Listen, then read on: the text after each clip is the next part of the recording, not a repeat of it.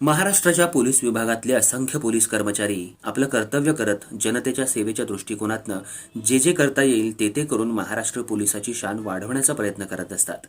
असाच एक प्रसंग विजयनगर सांगली इथल्या चौकात घडला. एका भगिनीची चारचाकी गाडी अनपेक्षितपणे सिग्नलला बंद पडते. ती भगिनी गाडी सुरू करण्याचा प्रयत्न करते, पण गाडी सुरू होत नव्हती. अशा वेळेला सैरभैर भांबावलेल्या भगिनीची घालमेल पोलिसी कर्तव्य बजावणाऱ्या या चौकातल्या पोलिसांच्या दृष्टीस पडते. क्षणाचाही विलंब न करता ते तात्काळ धावून येतात.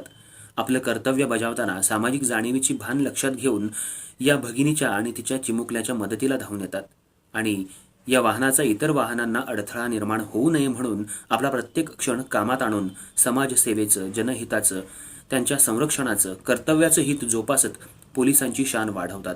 म्हणूनच आजही मिळतो मान सन्मान त्या पोलिसास जो कर्तव्यात असतो, जनहिताचं कार्य करतो.